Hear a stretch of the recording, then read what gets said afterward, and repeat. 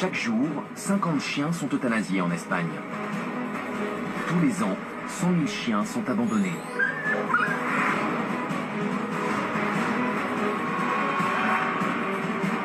César Millan dirige la plus grande campagne contre l'abandon jamais lancée en Espagne. Regardez ce visage, ne nous laissez pas tomber. Il a été trouvé dans la rue, tout seul. Chaque semaine, César va rééduquer un chien. Allez l'Espagne! Très souvent, on ne comprend pas ce qu'un chien cherche à nous dire. C'est pour ça qu'ils finissent par être euthanasiés. Sa mission, trouver le maître parfait. Tu es fait pour moi. Il ne m'a même pas regardé. Il a tracé sa route. Chaque chien doit trouver le maître qui lui convient. Moi? C'est toi qui es censé l'adopter. Je t'ai montré comment faire, c'est pas un jeu. Le brosser à l'envers. C'est trop dur, j'y arrive pas. Un seul mot d'ordre, enseigner au futur maître à se comporter en véritable chef de meute. Dans cet épisode de Super César en Espagne. Bonjour Car, pourquoi tu aboies? Aujourd'hui, César Millan s'occupe de Car, un chien qui a de gros problèmes de comportement. Hyperactif et dominant, Car ne peut pas vivre dans une maison normale. César cherche une alternative. Il pourrait en faire un chien policier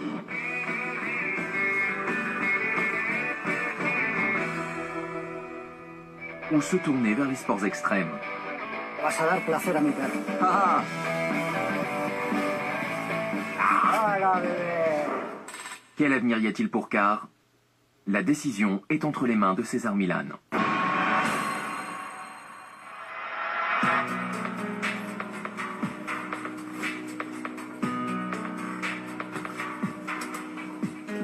Bonjour César. Bonjour.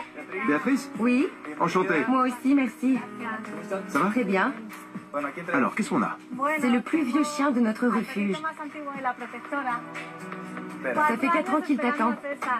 Allez Car, on descend.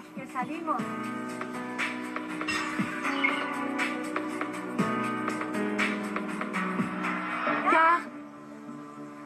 Bonjour Car. Pourquoi tu aboies comme ça? Pourquoi tu aboies?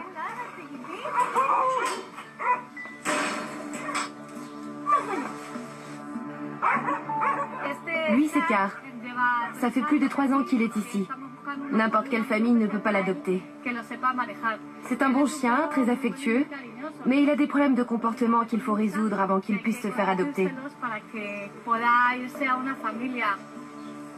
On l'a retrouvé abandonné dans la rue. Comme il avait une puce électronique, on a pu contacter sa maîtresse, qui n'en avait plus rien à faire de lui. On a porté plainte contre elle pour abandon d'animal, et depuis, il attend d'être adopté. On espère que Car trouvera bientôt une nouvelle maison.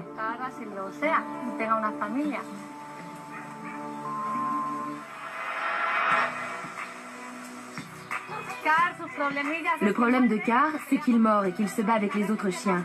Et quand il commence à mordre, il ne fait plus la différence entre un chien et une personne. En ce moment, il a des problèmes avec un chien de sa race, un cocker du nom de Simba. Il l'attaque comme un enragé, comme s'il voulait le tuer.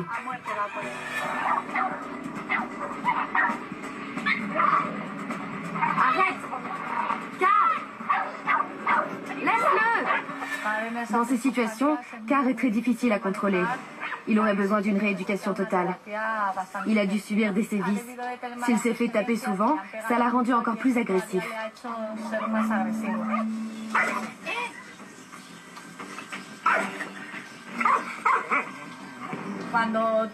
Quand on lui demande de faire quelque chose qui lui plaît, tout va bien. Et quand il n'a pas envie de le faire, les problèmes commencent et il devient agressif.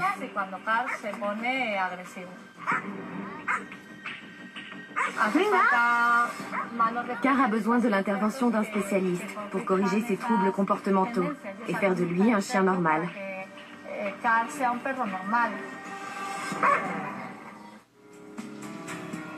Tu m'as dit qu'il avait quelques problèmes? Oui, Qu'il tire sur sa laisse, ça pose problème pour moi. C'est comme les zigzags qu'il fait. il a aussi un autre problème, lié au fait qu'il passe beaucoup de temps enfermé. Il tourne beaucoup sur lui-même. Ce que je vois aussi, c'est qu'il faudrait lui raccourcir le poil. Déjà pour l'odeur. Et ses oreilles pèsent 1 kilo chacune. C'est important de rassurer Car. Il y a beaucoup d'odeurs sur ses oreilles. Les odeurs attirent l'attention des chiens. C'est peut-être l'origine du stress de Car. Il suffit qu'on lui tende un objet pour qu'il se jette littéralement dessus. Il a déjà mordu quelqu'un? Oui, il a déjà mordu plusieurs de mes collègues. Et quand il mord, il relâche ou il reste cramponné? Il reste C'est cramponné. un tueur. Oui, vraiment. Je vais observer son comportement avec Simba. César veut que Simba soit présent pour que la rééducation soit plus rapide et plus efficace. Son aide va nous être très précieuse. Non, Simba. Comporte-toi bien. Il commence toujours par marquer son territoire. Je vois, ouais. Il relève la queue. C'est typique d'un chien dominant. Et il est très dominant. Quand un chien avance avec la queue en l'air, c'est pour dire qu'il va là où il a envie d'aller. Il est résolu à dominer n'importe quel obstacle qu'il trouvera sur son chemin. Tout en guettant l'agressivité de Car envers l'autre chien, je surveillais la manière dont Béatrice agissait avec lui.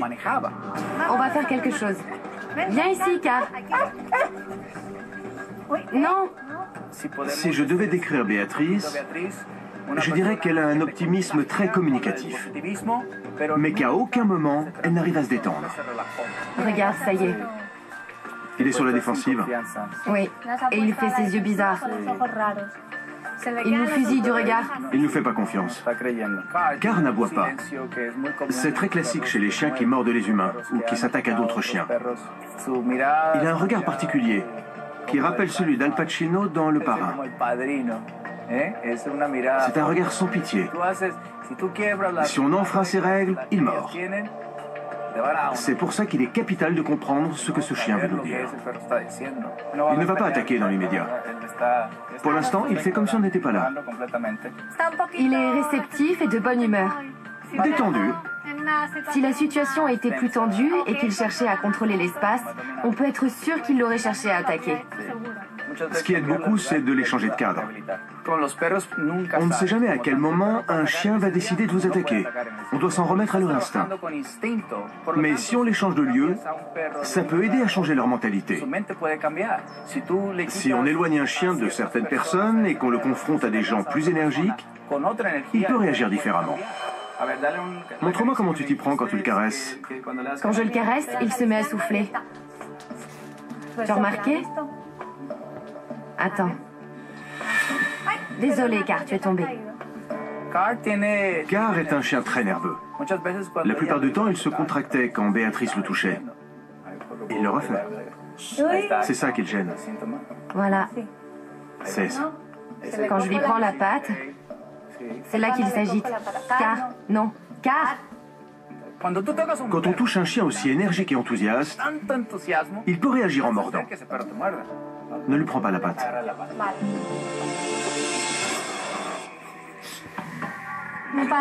Je lui ai trop fait confiance. Je ne me suis pas méfiée. Je dois évaluer le chien, mais aussi la personne qui s'en charge, ce qui est bien plus difficile. Les humains se focalisent sur les problèmes qu'ils pensent déceler chez leur chien. Je ne vais pas couper ses poils. On va d'abord le baigner. C'est seulement pour évaluer sa nervosité. Il a descendu la queue. Complètement. Voilà comment on peut changer le comportement d'un chien. C'est comme avec une laisse. On peut contrôler l'esprit du chien et le forcer à se tenir droit.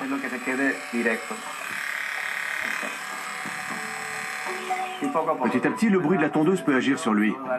On va lui donner à manger et le laisser se reposer. Il faut trouver ce qui favorise l'équilibre de Car. Peut-être qu'il souffre de troubles psychologiques, mais c'est trop tôt pour le dire. C'est que le premier jour. On a observé les symptômes, on a vu comment il se bagarrait avec Simba, et pour l'instant c'est tout. Pour que je ne lui reprenne pas la patte, il l'a cachée. C'est normal. Car n'aime pas qu'on le touche n'importe quand, seulement quand il le permet. Il nous reste beaucoup de choses à faire pour cerner sa personnalité. C'est tout pour l'instant, Mister. Tu as chaud, hein? Ça va te faire du bien, un bon coup de tondeuse. Ça va te rafraîchir. Il y va d'un coup.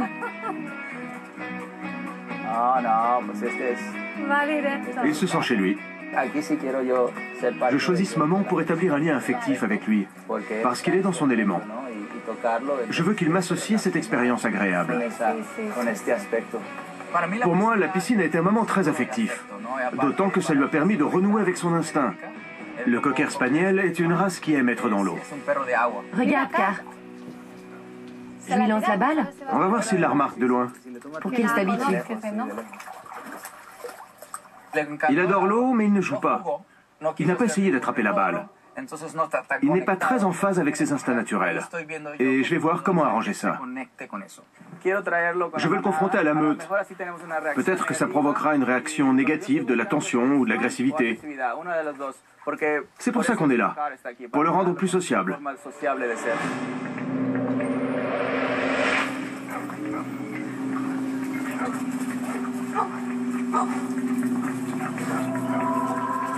Il y en a plein d'un coup. Ça lui fait du bien une bonne dose de socialisation. Il est le bienvenu, mais il doit se détendre. Au début, Car s'est comporté normalement, même s'il interagissait peu et qu'il ne reniflait pas à l'arrière-train des autres chiens. C'est anormal, mais il n'a pas cherché à les affronter. Les autres voient qu'il est stressé, qu'il n'est pas en confiance. Il lève la queue. J'aime pas ça.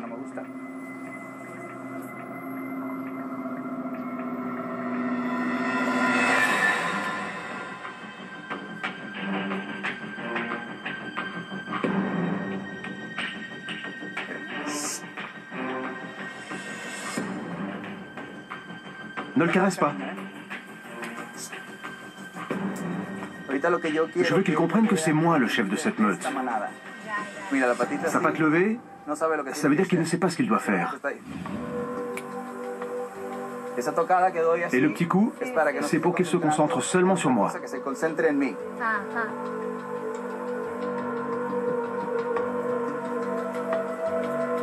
Voilà. Parfait. Tú vas a ver cuando se somete. Mira, él ya sabe que lo estoy dominando.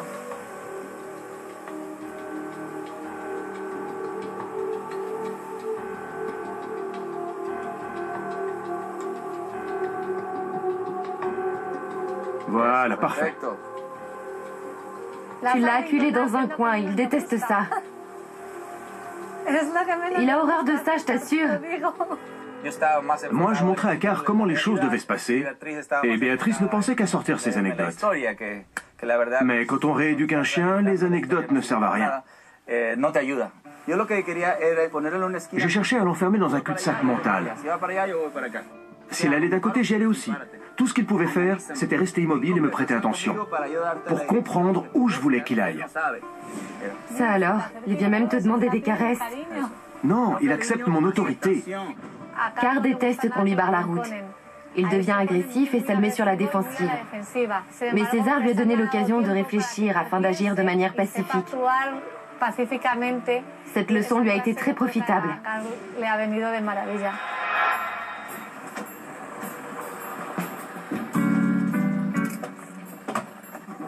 Bienvenue. Bonjour. Enchanté, merci d'être venu. César Milan. Victor. Victor. César Milan. Bonjour, David. Enchanté, David. Voilà. Il y a un chien que j'aimerais que vous évaluiez. Il est hyperactif et il a passé beaucoup de temps enfermé. J'ai souvent réussi à placer des chiens de ce genre dans des endroits où ils peuvent travailler en extérieur. Ce que j'aimerais, c'est que vous m'aidiez à décider si Car a le potentiel pour devenir un chien pro. D'accord? D'accord, pas de Je problème. vais vous le présenter, il s'appelle Car. Il est important d'étudier toutes les solutions possibles pour venir en aide à un chien. Car a besoin d'être encadré par des gens qui connaissent bien les chiens. Il ne suffit pas de lui trouver un maître qui se contente d'aimer les chiens. Il lui faut quelqu'un qui les connaisse bien et qui les aime, dans cet ordre. On va évaluer son instinct de chasseur. Pour ça, on va lui trouver une récompense, un objet qu'il pourra mordre et avec lequel on pourra jouer ensemble. On ne le récompense pas avec de la nourriture parce qu'il peut être amené à chercher des substances toxiques. Bien sûr. Il faut qu'il ait un minimum d'instinct de chasse. Ça peut se travailler de façon à faire de son jouet une obsession. Il fera de son mieux pour avoir sa récompense. Est-ce qu'il faut des chiens énergiques? Très énergiques. Le maître chien doit faire en sorte que son chien s'amuse. On ne peut pas les faire travailler sous pression. Il faut qu'ils en aient envie pour être efficaces. Beaucoup de gens ont tendance à toujours laisser gagner leur chien, ce qui contribue à en faire un animal dominant qui ne joue que quand il en a envie. S'il ne rapporte pas les jouets qu'on lui lance, c'est parce qu'il adopte une position dominante. On le laisse penser qu'il peut garder son jouet. Pourquoi le rapporter à quelqu'un qui se laisse faire? Je voulais comprendre la séparation très mince qu'il y a entre un savoir-faire sérieux et le simple jeu. Certains chiens peuvent changer très vite de comportement. Ils s'énervent et ils mordent, ou ils essaient de vous intimider. Ils franchissent la ligne rouge du manque de respect. Mais c'est toujours le maître qui trace cette ligne, pas le chien. Il a raté le test. Il ne veut pas jouer. Qu'est-ce que tu en dis de cet état d'esprit? Il ne joue pas beaucoup.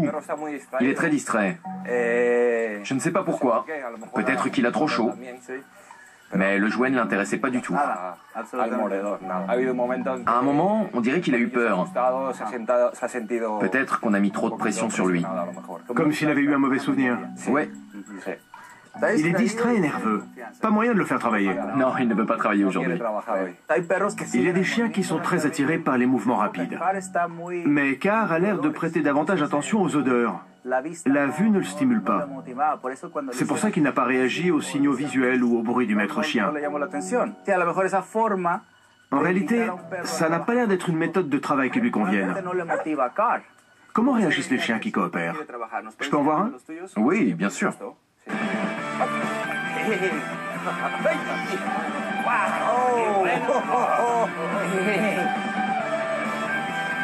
C'est un chiffon normal ou il a une odeur spéciale? C'est un chiffon normal. Par contre, l'objet que va cacher Victor a une odeur particulière. Il vaut mieux que le chien voie l'endroit où on cache sa récompense ou pas? On se contente de leur présenter l'odeur associée à la récompense. Ça les excite. Oui, même s'ils voient la récompense. Il faut y consacrer combien de temps? 5, 10, 15 minutes? On fait des sessions très courtes, 10 minutes environ, pour que le chien ait envie de recommencer le lendemain. Quand c'est fini, je reprends sa récompense, il peut se reposer ou faire d'autres activités, mais il ne refait pas cet exercice jusqu'au lendemain. Ces chiens arrivent à trouver de la drogue. Mais en réalité, ils jouent à trouver de la drogue. On commence quand vous voulez. D'accord. Allez, viens. Viens, cherche. Cherche. Où est-ce qu'il faut aller, hein? Allez, cherche par ici. Il est en train de quadriller la zone. Il faut inspecter le moindre recoin, ne rien laisser au hasard. Si on devait vraiment fouiller ce terrain, on commencerait par ici, là où le chien est déjà passé. Ensuite, on arriverait à l'endroit où est cachée la drogue. Il ne sait jamais où on l'a mise. Du coup, il doit fouiller partout. C'est bien, ma chienne. Allez, continue, bravo. Dans cet exercice, mon collègue cache la drogue dans du PVC. Le chien n'est jamais en contact direct avec elle. Il ne risque pas d'en ingérer parce qu'il ne la touche même pas. Il faut le préciser, parce qu'on croit souvent qu'on donne de la drogue au chien pour qu'il la retrouve. Ça n'a rien à voir. Il faut savoir qu'on dresse nos chiens à identifier 4 odeurs de base. La cocaïne, l'héroïne, la marijuana et le hashish. Si pour ça on devait leur faire goûter toutes ces drogues, ils seraient tous hors service. Il ne bougera même pas. Bien sûr. On ne va pas en faire des toxicomanes, les pauvres. Il a eu sa récompense. Et ça renforce son obéissance. C'est très utile pour bien le contrôler. Si on l'emmène patrouiller dans un centre commercial, il ne peut pas tirer sur sa laisse. Il faut qu'il soit docile. Ces gens donnent beaucoup d'eux-mêmes pour faire de leur chien un outil efficace pour la société. Ces chiens retrouvent de la drogue ou des explosifs pour éviter qu'un événement malheureux ne se produise. Donc c'est un jeu bien structuré. C'est ça. Il y a des gens qui renvoient 100 fois la balle à leur chien et qui s'étonnent que leur chien la rapporte encore et encore.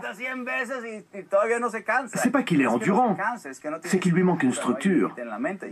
Lui par contre, il sait qu'il y a un début et une fin. On se dit souvent que le chien ne joue pas avec la balle. C'est avec nous qu'il joue. C'est pour ça qu'il revient toujours vers nous. C'est pour continuer de jouer avec nous. En fin de compte, si on se contente de leur lancer une balle qu'ils rapportent, c'est la balle qui les amuse, pas nous. Exactement. On voit des gens qui ne sont pas policiers jouer de cette manière avec leur chien. Mais sans arriver à rester dans les limites du respect, leur chien devient obsédé par ce jeu. Le chien n'a plus que ça en tête, et il veut dominer son maître. Mais ce chien-là ne défiait personne, il voulait jouer. Si on lui dit lâche, il le fait, parce que c'est autant le jouet de son maître que le sien. Qu'est-ce qu'on fait maintenant? Voici un tube qui contient une substance illégale, de la marijuana. On va le dissimuler sur l'un d'entre nous. Quand la chienne trouvera celui qui a le tube, elle s'assoira en face de lui pour recevoir sa récompense. Que se passerait-il si cette personne s'enfuyait? Elle le poursuivrait jusqu'à ce que la personne s'arrête, et elle s'assoirait de nouveau. Mais elle ne le mordrait pas. Non. Je vais servir de volontaire. Les membres de mon équipe vont me rejoindre. Comme ça, je vais me fondre dans la masse.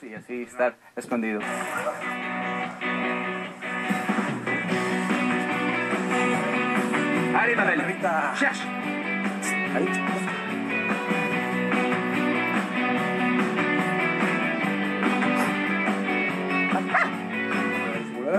Se va premiando. Bien, eso es. Muy buena esta perrita. Sur la voie publique, cette méthode nous évite de devoir fouiller nous-mêmes les suspects. C'est beaucoup plus efficace et moins intrusif, surtout si un suspect est mineur. Allez, saute. Tu peux reprendre la drogue? C'est bien. S'ils passent près d'un porteur de drogue en dehors de tout exercice, ils doivent aussi s'asseoir devant lui. Mais il faut beaucoup d'entraînement. Et pas tant comme exercice. Elle cherche encore. Elle va se rasseoir devant toi. L'odeur est restée sur toi. Combien de temps ça peut rester? Jusqu'à une semaine, si le pantalon n'a pas été lavé. J'ai rien. Elle le signalera encore. Ça reste imprégné. Bravo, ma belle. On va te donner ta récompense. Merci à tous. C'était un plaisir. Merci de nous avoir permis de sensibiliser les gens au travail de ces super chiens. Carl n'avait pas l'étoffe d'un chien pro, mais on va continuer de chercher l'environnement idéal pour lui. Ce n'est pas que le travail ne lui convenait pas, mais on n'a pas trouvé la bonne personne. Les maîtres chiens de la police ne peuvent pas lui consacrer le temps dont il a besoin. L'intérêt doit être réciproque. Si Carl n'est d'aucune utilité pour les policiers ne vont être d'aucune utilité pour lui. Ça recommence. J'avoue tout. C'est bien. Il faut le récompenser à chaque fois. Alors je vais lui relancer son chiffon. Ouais, c'est très important. César sait que Carl ne peut pas vivre au sein d'une famille normale. Il demande l'aide de Marcos, expert en modification de comportement canin.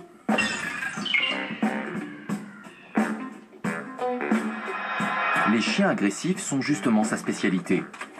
Marcos est marié et père d'une fille de 6 ans. Sa famille et lui sont peut-être une planche de salut pour Carl, mais César doit s'en assurer par lui-même.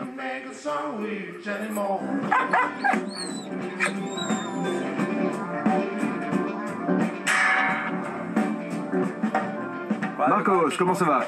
Bien, je te remercie. Merci de venir nous aider. Quand j'ai appris que César cherchait un maître chien qui puisse l'aider avec Carl, ça a beaucoup attiré mon attention. C'est avec les chiens à problème qu'on reconnaît un vrai professionnel. Et celui-ci a l'air plutôt compliqué à gérer. Depuis combien de temps tu rééduques des chiens et aussi leur maître? À un niveau professionnel, ça va faire un peu plus de 10 ans. Mais j'ai été un passionné des chiens toute ma vie. J'ai 5 chiens en ce moment, tous adoptés. Je suis un passionné qui a appris le dressage peu à peu en autodidacte, jusqu'à ce que je décide d'en faire mon métier. Comment il s'appelle? Théo. Quelle activité tu fais avec lui? Je l'entraîne à un sport appelé mondiering. Mais en plus d'être un chien de compétition, il est fait pour la vie en famille. Le mondiering est un entraînement sportif fondé sur l'obéissance, le saut et le mordant. C'est un peu l'équivalent du décathlon pour les chiens. Je vais te présenter Car. Il va faire connaissance avec ton chien.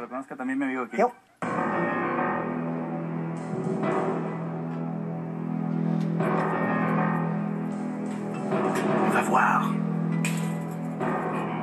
Ma première impression au sujet de Car a été très bonne. J'ai trouvé que c'était un chien très joueur, très sociable. Décris-nous ce qui se passe. Pour l'instant, ça va. Il lève beaucoup la queue. Il a peut-être du mal à se laisser dominer. Que se passe-t-il si 2 chiens lèvent la queue, d'après toi? Ça peut finir de manière houleuse. Il suffit de contrôler la situation pour empêcher que ça dégénère. Si on ne laisse pas faire, il n'y a pas de problème. Il n'a pas droit à l'erreur parce qu'un des chiens est beaucoup plus gros que l'autre. Il peut causer des dégâts très importants.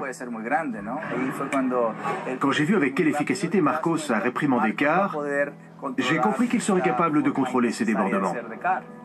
Il y a des fois où on a besoin d'une personne qui en sait un peu plus. Disons, beaucoup plus que la moyenne. La personnalité d'un chien ressort plus facilement si on le confronte à un chien équilibré. Il ne s'est pas encore montré agressif, seulement nerveux. Comment tu évalues son agressivité entre 0 et 10? Elle est faible pour l'instant. Mais je n'ai pas encore assez d'éléments pour être sûr. Car n'est pas dans la zone rouge. Mais confié à une personne qui n'a pas l'expérience ou le savoir-faire de Marcos, il peut monter dans les tours en un clin d'œil. Il a beaucoup d'agressivité, mais avec Marcos, elle ne dépasse pas 2 ou 3 sur 10. On va essayer 2 techniques différentes pour développer l'odorat de Car. Ça pourrait lui être très utile dans sa nouvelle vie. Oui. En principe, quand on initie un chien au pistage, que ce soit dans un but sportif ou pour du sauvetage, on commence par travailler avec son jouet favori. Le jouet favori de Théo, c'est ce boudin. Le but, c'est que le chien retrouve son jouet et qu'il se mette en arrêt devant toi. Et moi, je ne bouge pas. Non. Je vais commencer par m'approcher, puis je lui dirai « cherche et aboie ». Il pistera son jouet jusqu'à toi et te surveillera. Quand tu feras mine de t'enfuir, il va te prendre pour cible. Ne me quitte pas des yeux, je te ferai un signal. Quand je lui dirai Théo, halte, tu devras rester immobile. Sage comme une image. Oui. Plus un geste. Plus un seul.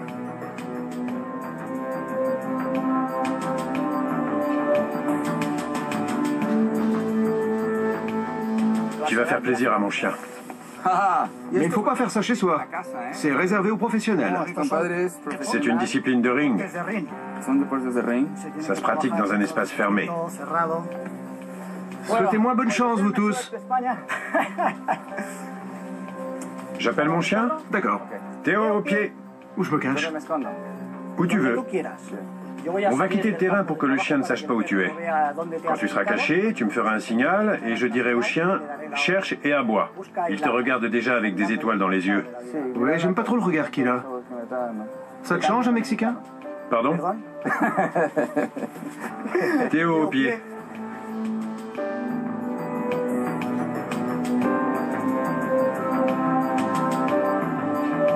Au pied. Reste. Cherche et aboie.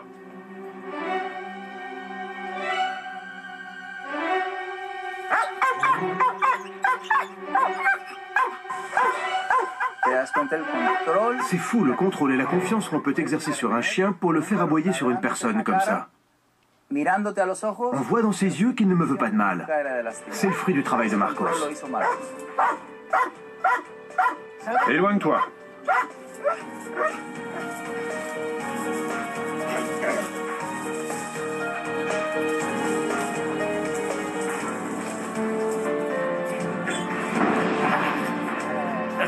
Oui, voilà, bébé. Je vais t'en débarrasser. Théo, halte! Avance. Théo nous montre ce dont Marcos est capable. Il cherche à me dire, voilà ce dont notre équipe est capable. Si tu nous amènes un chien, tu devras faire la même chose avec lui. Je veux m'enfuir, mais il me laisse pas. Il ne va pas te laisser filer.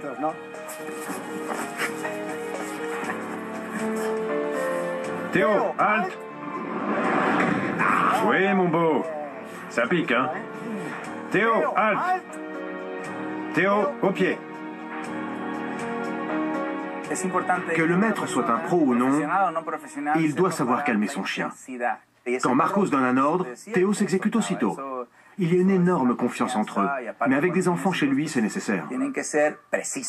Tu veux voir autre chose? La défense du maître? C'est-à-dire? Tu viens me dire bonjour, et ensuite tu peux me demander d'aller à un endroit précis et de m'asseoir. Et quand tu le sens, tu m'agresses. Dès que tu me frappes, le chien va réagir. Je lui dirai de te lâcher. Théo, halte, et je te rappellerai à côté de moi. Bah. On va prendre un café ou une bière? D'accord. Dis-moi, tu saurais pas où est la banque? Non.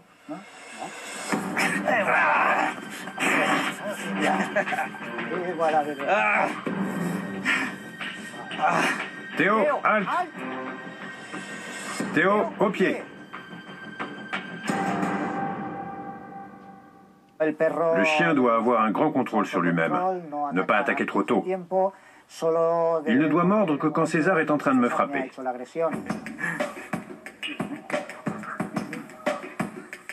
Quand un chien est équilibré, voilà comment il réagit.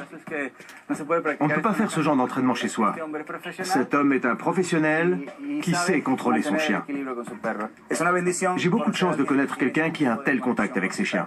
Ce serait bien que chacun puisse en faire autant. Mais c'est pour ça que c'est des pros. Je suis convaincu que Car est entre de bonnes mains. Je sais que tu vas réussir à le rééduquer. J'ai beaucoup aimé me faire mordre. Merci beaucoup pour ton aide. Reviens quand tu veux. Avec plaisir. Merci encore. Je te confie ton nouveau chien. J'avoue que quand j'ai affaire à un cas comme ça, je prends ça comme un défi personnel. C'est l'occasion d'exploiter des compétences accumulées pendant plus de 10 ans à travailler avec les chiens. C'est un vrai défi.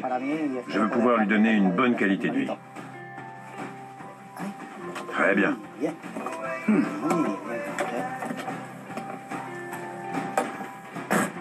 Salut, brigand.